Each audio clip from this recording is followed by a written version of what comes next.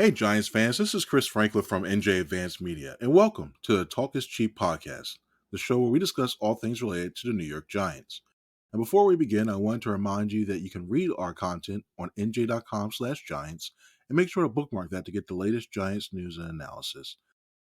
I sound like saying the same thing every week. Another week. Hey, it was a respectable loss this time. This time the Giants fell to the Washington Commanders last week, but now they go across the Atlantic Ocean, headed to Deutschland to take on the Carolina Panthers in what is going to be a game for probably a high seed. And depending on what side you're on, you may want your team to lose, but that's a whole other thing in terms of that. But we're going to get more into it right now with NJ.com beat writer Ryan Novozinsky. Ryan, how are you doing today? Oh, Chris, I'm doing good, man. So I just want to point out that 2 days ago, Bayern Munich played Benfica in the same stadium that they're about to play this game on Sunday, and the final score was 1-0. The final score to this game in regulation, who knows, man? It might be 0-0. It might be lower scoring than that. I mean, this is going to be a crapshoot, isn't it? The poor Germans. Yeah. We'll get to it later on. Like it's like we get this wonderful export. Like, hey, we are offering this wonderful game of football. Okay, we're excited. Who are you sending us? Oh, we got the Giants and the Panthers. You can keep it. It's rough, man, but hey, football is football, and I'm sure the fans over there are going to enjoy it. And any football, I mean, who knows? I remember seeing some of the people like maybe there's that moment where they start singing along to another song, or have you seen that NFL Yeah. commercial? Who knows? So maybe there's a moment that sticks out. Oh, well, we're going to get started right now with our kickoff question. And heading into this weekend's game against the Carolina Panthers, a team that has also struggled, as we mentioned before. Ryan, I'm going to ask you this. Should the Giants commit to the tank to get as close to a possible sort of top draft pick? Or is there value to continuing to push for wins to build momentum for next season? So here's the short answer. Yes. Here's the long answer. Yes. So I mean, they're not going to though. That's the plan set forth. I'll take you back to last season to kind of explain this season, right? And this goes into the next question I know you have, but I'll touch more on that when we get to that question. The trade deadline, right? Last season they have the chance to trade away Barkley. They have the chance to trade away Xavier McKinney. Oh yeah, by the way, how much would that both of those guys have gotten them now? Um, this is, what the Giants are looking at, and the way that John Mara runs this organization is that he will never hamper intentionally the on-field product. I think in many ways that's kind of why you haven't seen Daniel Jones being benched right now, and or to this point yet. Not to say that's not to say he's good. He's not. He's the best quarterback on the roster. Obviously, like Drew Lock has shown flashes and shown glimpses, but Daniel Jones is just better. He just is. But John Mara is not willing to hamper with or in any way limit the on-field product. So you will not see a sort of I guess like notion from ownership here, a decree from ownership here saying, oh yeah, like go and tank. I think what is his name? The owner of the Dolphins did that a couple years ago. There was that story obviously where he told Brian Flores like, hey, tank, and then the Dolphins were like, hey, no, we're not going to tank, and then they ended up I think making the playoffs that year. But you're not going to see that with obviously you're not going to see the playoffs with this Giants team, but you're not going to see that decree come down from ownership. This franchise is just run on too much pride. I think the absolutely right move to do is to tank. But even when they kind of try to do that, like, not to say they intentionally put Tommy DeVito in, they had to do that out of necessity last year. But Tommy DeVito even snags a few wins there against teams in, oh, by the way, the Patriots and the Commanders, who ended up with the second and third pick. And don't you win? Like Malik Neighbors, they really like him, of course. They love him. But don't you think that the Giants are kicking themselves for not being able to draft Drake May or Jaden Daniels at this point, who, by the way, has beaten them twice this season? Yeah, there's no doubt the Giants should tank. They should commit to that as much as possible. And I'm not even saying that this is the greatest draft class in a while. It's by no means is, but you saw what happens when you see the reality right now. What happens when the other team gets the quarterback? That other team is the Commanders, and they're 6-2, or they might even be 7-2, and you're 2-7. That is bad. That is really bad. That this team that had the second overall pick last year, and has been an embarrassment to the league for years and years and years and years, they could tank right last year and they get their guy and they look like they're set for a long, long time now, to the point where, I mean, you saw it at the trade deadline. Schefter's even saying that players were requesting to go there, and they obviously got some of their pieces at the deadline too. That could have been the Giants this year, but obviously, for many reasons, it's not. There is no Jaden Daniels, at least it seems like, in this class, but I mean, geez, you might as well see what you got in Cam Ward, because you're going to need a player like that or some sort of top quarterback to put you over the top. Yeah, it's a crazy thing that we're talking about draft already with the Giants. I thought they'd be a little bit more competitive in terms of that. And you're right; they could have solved this quarterback issue right now if, say, Tommy DeVito actually didn't win that game. And next thing you know, we're talking about this team a little bit differently, and it's a different complexion, what have you.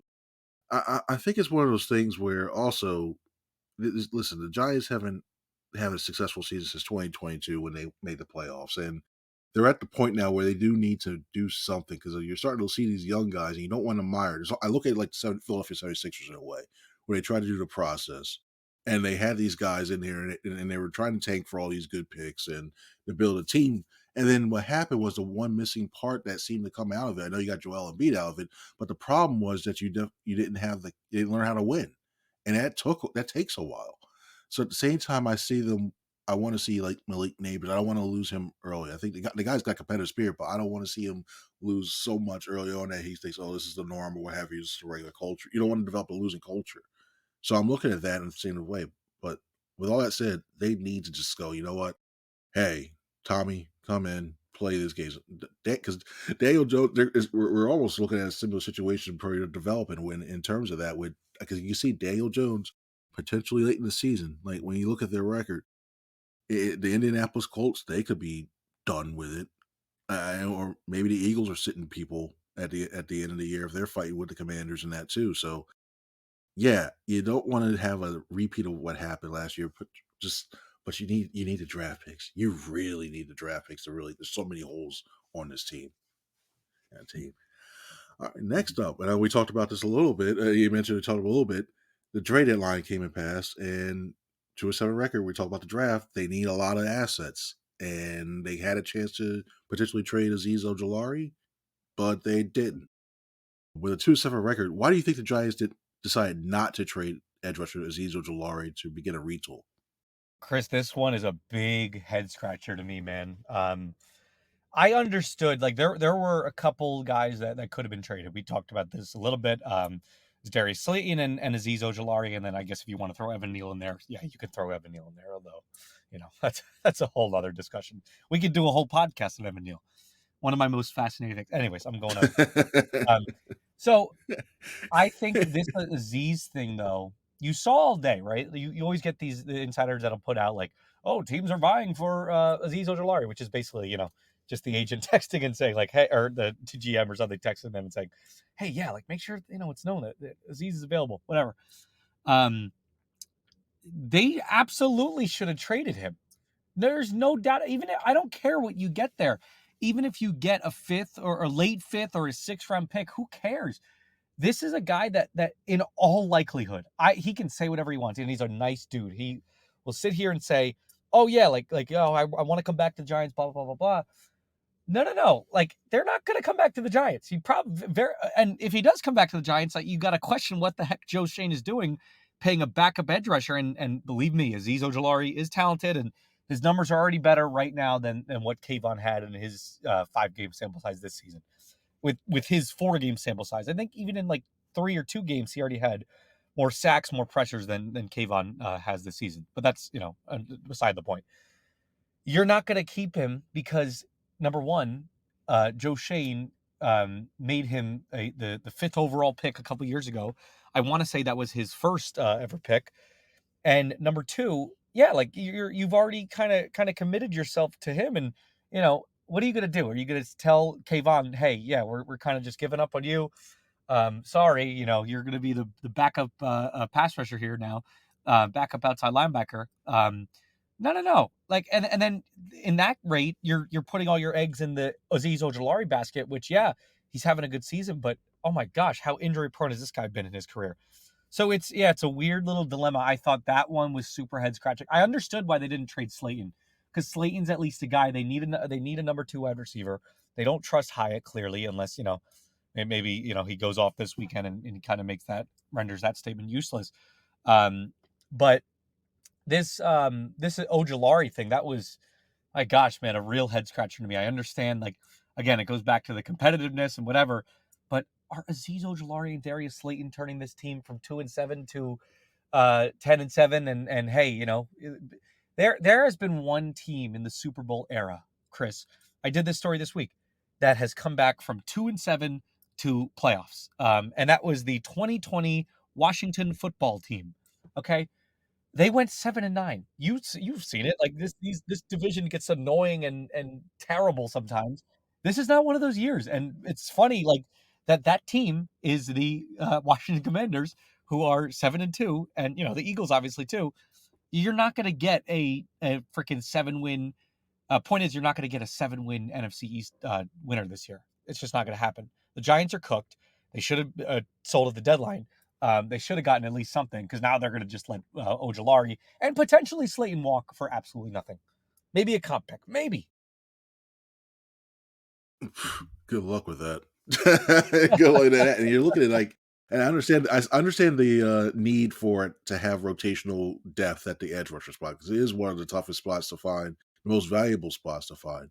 But when you look at a guy like Ojulari, as you mentioned, with his injury history, the guy who even though he's trending in the right direction, you don't know. It could be a blip on a radar right now in terms Mm-hmm. of his production, because he's been around. So the fact that you had him just sitting around, and you could have had, you got to think about the snaps for next year too. If you do when you have Burns, Thibodeau, what have you, like you're looking at this, and you're like, okay, where are we going to try to fit in the snaps? And let's see, could you have gotten, instead of having Ojulari, could he have gotten another wide receiver in the middle rounds? Could like, because I don't think he was going to garner a second or a No, third. God, I no. think maybe you could have got like a fourth or fifth, something like that. But Mm-hmm. those are the picks that you see, or even the fact that you could use that asset to trade up, because you had Yes. issues trading up in the last draft. You could have had an additional asset to trade up to move up to. Who knows? Maybe if they finished 3 or 4, and there's somebody they want a quarterback they want to see that's at 2. I don't know. Maybe Shedeur Sanders. I don't know. I don't know. I haven't looked at the draft as much as I should have to this point. But you look at it, it's like, all right, why haven't you could have had that piece to move up, and sitting on this just to go, okay, well, we need a starter. Nah, confirm the tank. Where did Sherman go? Where drive a Sherman tank down the middle of Broadway, what have you, and just where it's like, you know what, we're committing to this thing. We're going to get you guys a good player to add to this team, a good quarterback or whatever in the middle rounds to go ahead and do that. But You know what's yeah, great about this? it's The Giants. Like, this is my first year on the beat, obviously, and the fact that they're in this high draft pick position now, already this season. Like you just said, you haven't looked at the draft too much, and that's rightfully so, because what are you going to do? Go look at the 26 overall pick or whatever they're at? Um, the best part is that college football 25 came out this summer. So like I know some of these guys, uh-huh. you can kind of, like, you obviously you study you watch college football, and but like now you're like I'm looking at guys at, like, Kent State or whatever, like, some crappy team that you're trying to rebuild. You're like, oh yeah, like, let's get this wide receiver. So I know. Point is, I know a ton of Tuesday college Maction prospects this action. year, more than ever. More like I already know. I usually know a lot each year, but like this year, it's like it's gone to a supreme level. It's crazy. Like all of a sudden you find yourself at Tuesday or at 9 p.m. looking like, you know what? Let me watch like Kent State and Yes. Akron or whatever. You're like, oh, or the Sun Belt or whatever. It's like, yeah, I want to find that sleeper for it. I shouldn't be doing this in the middle of the time with a team that had all these resources to develop it. And oh yeah, if you didn't let Saquon Barkley, oh maybe you're still fighting for a wild card spot. Mm-hmm. No kidding. I don't know. I mean, I said the SB word and just SB words, and I shouldn't say that around here. I apologize in terms of that. But moving on, when we often discuss, well, speaking of offensive weapons and some not having some and having some, we often talk about Malik Neighbors and his potential to be an important part of this offense's future. Who is a young skill player on the current roster that who you believe could make a significant contribution in 3 or 4 years down the road? There's a bunch of them. If we're just going off skill positions, I think that I think Tyron Tracy is the guy. I think he's legit. Like coming out of college, coming out of Purdue, that he played wide receiver for I believe 5 out of his 6 college years, which you always talk about like man, like graduate already, like go get a job. No, he stuck it out. He wasn't that great at wide receiver. At least that was what his coaches said, and he was at Iowa, which obviously as we all know, like they're offensively inept, maybe more offensively inept than the Giants are. Um, so he's at Iowa all those years, finally transferred to Purdue, um, and he becomes a running back. And as he tweeted out this past game, or sorry, the game against the Steelers, he tweets out and said, he has kind of a breakout game on Monday Night Football, and everyone's the spotlight's on him. He says, "Would you believe that this is my second year playing the position?" And it's like, oh geez, yeah, that's kind of a good little reminder there. Yeah, I think Tyrone Tracy is for real. I think, and then if we want to go on the defensive side of the ball too, Drew Phillips, he's a guy. He had a bad game last week. He kind of had a shaky game the previous week as well. But for the most part, he's been a versatile corner that's kind of proven, to be able to play outside, inside. Right now, I believe he's playing outside, but it kind of fluctuates every week because he's just Giants either have so many injuries or make some head scratching personnel decisions that you know um, it just fluctuates. But he's a guy that not only is he a contributor, you just love the mindset too. He has a bad game, and he tells Daryl, he's tells NJ.com, he just says like almost profusely, like not only apologizing but profusely taking accountability for what he has. So he just has a good head on his shoulders. He's and he's just a freaking relentless player. I mean, I think he's a third or fourth round pick, and this past draft, and he just a guy. I think on his first ever NFL snap against the Vikings in Week 1, he forces a fumble. So just a relentless player, a relentless tackler. He can rush the passer a little bit. He's just a guy like on a corner blitz, but he's just a guy that you just want on your team. Joe Shane has not had many good drafts. He had a good draft this time. There's no doubt about that.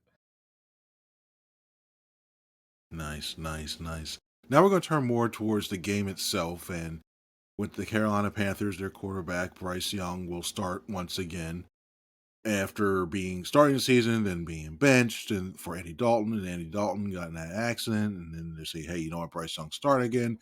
We always believed in to try to talk him up now, which is kind of oof.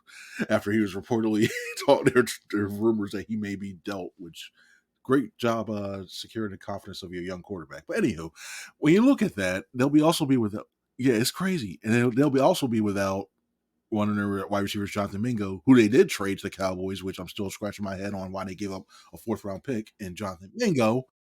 Oh, it's sort of some questionable And the decisions all Giants around couldn't get the league anything for this Darius year. Slayton. Come on. Exactly. Like Mingo, I mean, I get the Mingo thing where Sure. he had the 2 years left, and you're hoping you get some value, but you didn't have to give up a four. You could, he got, I can't believe Jerry Jones got played on this one. He could have gotten probably like you got like a fifth that you could say if he had certain factors in playing, you can go to a four. But even then, it's like he's not going to hit those factors the way he's playing right now. So Mm-hmm. yeah, I still can't believe that thing. But anywho, do you think the Giants defense can make Young look like the struggling player we saw earlier this season? I do definitely. If nothing else, the Giants' defense has been the one bright spot where again, I just I can't bet against them, man. Like that's the one unit that week in and week out, at least the pass rush, week in and week out, it's just consistent, right? Um, Now Carolina, I think what kind of goes under talked about when it comes to to the Panthers that they actually do have a really good offensive line. And that was like when the Bryce Young stuff happened earlier in the season, and everyone was like, "Oh, well, like, if they only they could protect him," and I was like, no. They actually have some guys in their offensive line. Like they protect really well. And then you even like I watched like a couple of the first games like just to kind of see if my biases were confirmed or whatever, and they were, or my notions were confirmed. And then you look at the PFF numbers, and yeah, like they're protecting really well. That you know that's the one factor that maybe they'll be able to slow down the Giants pass rush a little bit. But I mean, as good as they are, and they're good as a whole, but then you get Dexter Lawrence there, and he's just the freaking wrecking ball down there, and he's a guy that as a nose tackle he pass rushes like a pass rusher, like an edge rusher. It's insane. So I'm looking for Dexter Lawrence to kind of to pounce on this opportunity that he has. That he's going to get double teamed. He's going to get triple teamed at times, just because he's such a force. But then, with that, you have the revenge game factor for Brian Burns, and he's going to, try to play with maybe even a little bit more risk in his game, whether that's good or bad. That remains to be seen. There's going to be pass rush moves that Burns tries to break out that, he's going to try to, he's going to downplay it as much as he can. But this is a revenge game for Burns. Don't make no doubt about that. And it's to the point where I think that pressure coming off the edge, it's going to pressure these Panthers, right? There's a reason that they're 2-7. And Bryce Young, no matter the game that he had last week is whatever, and he's building up his confidence. That's all very true. But I'm looking for a big game from this Giants team that is really desperate for a win. They probably shouldn't, but that's beside the point, I suppose. And it really, as everything does, it starts with that pass rush. It starts on the defensive side of the ball. Just make Bryce Young look like the 5'7", quarterback that has to basically like leap over the line to see his downfield targets. And yeah, really, don't let you be the get right game for teams. The Giants, like, for their record, they have actually been playing teams kind of hard this season. Like, it doesn't feel like 2-7. Like, to me, obviously, you look at it, it's like, okay, it's 2-7, like, because it is. But there are some weeks where it could have gone one way or the other, and I don't just say that to, pump up the team by any means. There's no thing to pump up there, but they have at least fought hard, and that's on the defensive side of the ball. The offense is another story. The offense will probably take them out of this game, although the only, if there's a game to gain confidence, it's against this terrible, maybe one of the worst defenses I've seen in years, Carolina Panthers defense. It is bad, and I'm looking at the way that you mentioned the pass rush. That's the best way to get to him. He does not. You mentioned he's not the biggest guy. If this Giants defensive line has the ability to be disciplined in the rush lanes, all you have to do is basically stand. If each guy does what he has to do, get inside the rush lane, Young has to scramble around, run around because those windows, he can't see the windows downfield. Which just hold on the ball, and who's he going to throw? And honestly, who's he going to throw it to? Who's he In throwing terms to? of if he does see that, so. Yeah, Expecting a big game for my it's boy not Chuba that Hubbard, great. though, an Oklahoma State grad. Even then, I'm still thinking like, nah. And that's another thing with this. It's like when you look at these two teams in terms of decision making, you give Chuba Hubbard the amount, the new contract amount, and it's like, wait a minute, like you could have paid. There's so many guys. There's so many other guys you could have paid for easy. Or I know you're rewarding that, but you drafted a guy and you moved up multiple spots and Yep. gave up multiple blocks to take him. But Hubbard's the one that you're performing, so now you just wasted draft capital for. It's this game. You could Hilarious, do like right? 2 hours, literally, all the decisions how this team's got there. It's bad. It's bad. Speaking of bad, I don't know if we're going to have bad football overall. Maybe this is one of those instances where both teams like, you know what, we don't want to be the worst. Well, we don't want to be the worst, and they actually put on a good performance out there. What do you think the outcome of this game is going to be? Oh man, Chris. I think, dude, like just all week. Again, there's not been a game I have ever thought about this for this Giants team. All week, I look at this Panthers team and you just look at it more in depth and more in depth. And it's just, you really, what it boils down to is the Panthers have absolutely no pass rush. And like to the point where you might even see Daniel Jones build up confidence in this game, which is hard in some weeks. He, for all of Ah, the flubs that he had last week, he had 0 passing yards in the first half. It was the most insane crap you've ever seen. For all of his flaws of last week, he actually did have a good second half. I think he carries that into this week against a team that I believe he said he grew up rooting for them. And I think he carries that against this terrible Panthers team that will not pressure him. And I think, it starts with the Giants pass rush. Absolutely. But I think you can finally see some complimentary football that they've been preaching all year in and year out, or week in and week out. You finally see that this week, and you have a get right game for the Giants. It's not going to start a streak. Don't get my words twisted there now, because right after that they have, I believe they have they have the bye week. Then they have the Bucks after that. Obviously, the Bucks are a team that with Sterling Shepard now they're gonna it'll be the revenge game there. It'll be awesome. And then you have the Cowboys. That'll be a terrible the Thanksgiving Cooper Rush versus Daniel Jones or Drew Lock kind of game. But as of right now, I'm not, there are a couple get right games here and there, Panthers and Saints namely. But I think the Giants will try to take their wins when they can get them, and I think they can get that this week. Whether that's a good decision or not, it's not, remains to be seen. But yeah, I think they get it done this week. And I think they do it in pretty convincing fashion. I'm going to go, Chris. I'm going to go out on a limb and say the Giants are winning this one 17-3. wow, the 3 he got this single. This is nice, nice. And And I'm looking at this game as one of those the things. Germans end their relationship with American football. Why did you do this to? Why did you do it? That's just Warum? Why? Why? I got to Don't work on do my this. German But accent for this week too. I got to make some more jokes about that. not das sprichst du Deutsch? Deutsch ist eine gute Sprache. For 6 Jahre ich habe Deutsch gesprochen. Yeah, I basically said I took German in high school, so There you I took go. like at the 4 years in high school. That's like 1 year. I'm like Philly. I want Philly to go to Germany at least 1 year so I can say, all right, Herr Dowling, who's my German teacher, like, all right, I used it. Look at this. You did it. I used it. Like, okay, good job. And enough for that. But in terms of that, this game is this is a no-win situation for Brian Dable and Joe Shane.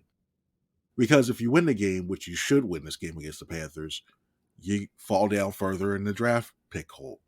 And if you lose this game to the Panthers, it's good you get a better draft pick. But if I'm John Mara, personally, I'm thinking like I'm rescinding my vote of confidence, and I'm Oh getting yeah. rid of you guys because you lost to the Panthers. You shouldn't have to do that.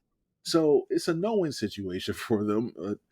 Yeah, I think they do wind up taking this game pretty handily. I got it in the realm of say 23 to I think 23-13 Love it. in terms of that. I think the Panthers will finally get something on that. Dude, Well, you Ryan, see, I thank you so much for I just want to joining. say too, you see, like the Saints last week, dude. Like, you would have thought that when they were tweeting after the game, they lost to the Panthers. It sounded like a funeral. Like it sounded like they were at a funeral, He right? did. Cameron Jordan's like, we lost to the Panthers. We are better than that, dude. They fired the coach. They fired the Exactly. coach. Yeah. That So was it enough should for not. them to say something to that one too. Like, we're that bad? Oh no, we lost to the Panthers. Yeah, we got to clean house. Thank you for letting us realize we're not as good as we think we are. See you, Dennis Allen. Yeah, it's craziness. It's crazy how the Panthers are coach enders. It looks like now in terms of that, and not for the good way.